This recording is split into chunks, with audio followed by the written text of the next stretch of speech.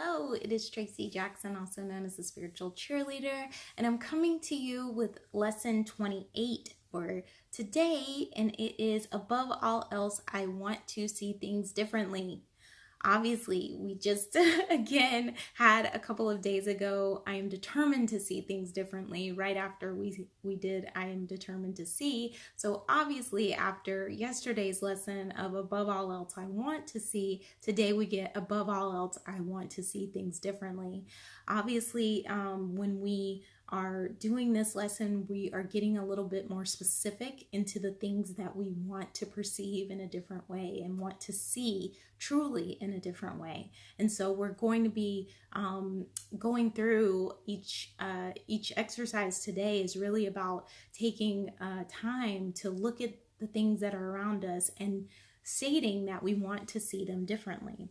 So I'm just going to read a couple of the paragraphs from this lesson. It says, today we are really giving specific application to the idea from yesterday.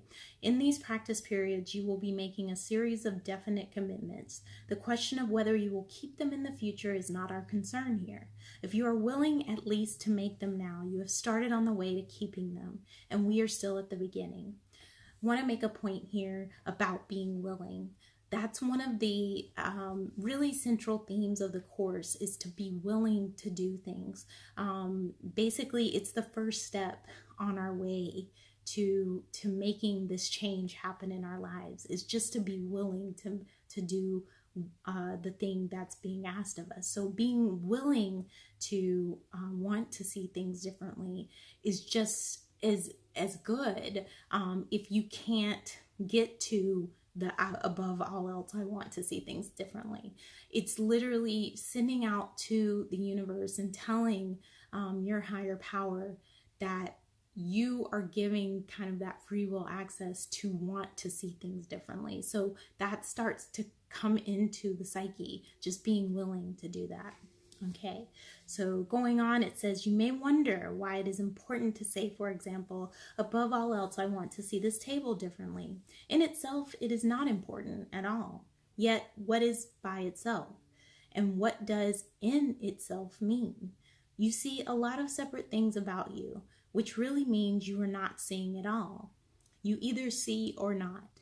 When you have seen one thing differently, you see all things differently.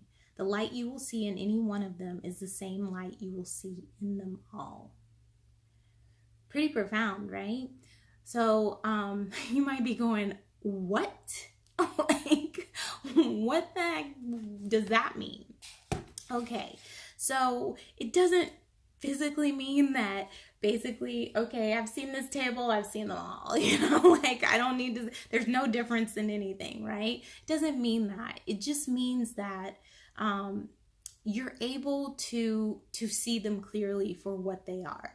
You're able to see their purpose, their meaning, and you're able to see what they represent. And the same holds true for people.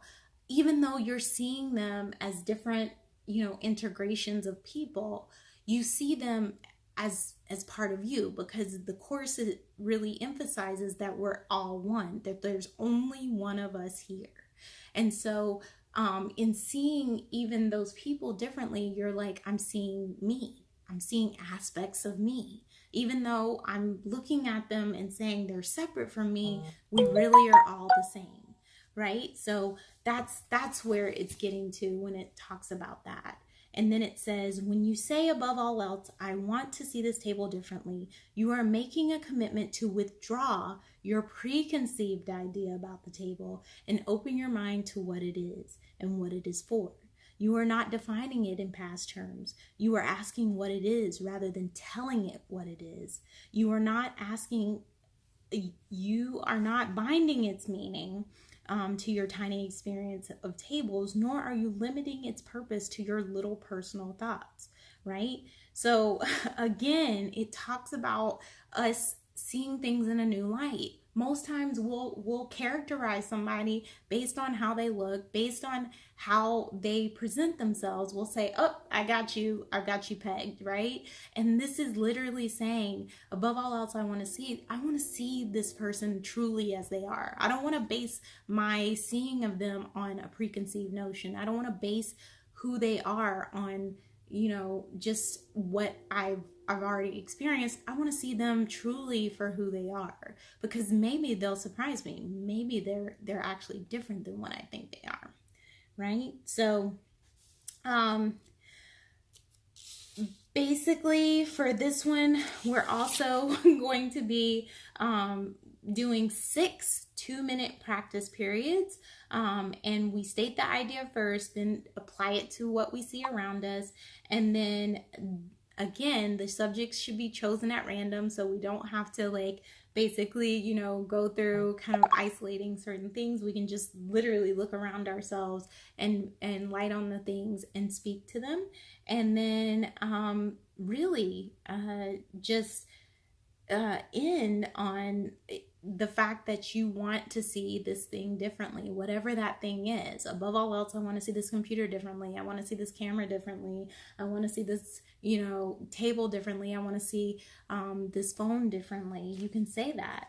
And of course they say there is no hurry, which I need to remind myself of. But this lesson is, again, in my eyes, very central to the course as a whole, because this is really at the crux of what we are trying to do as a goal and accomplishment throughout the course.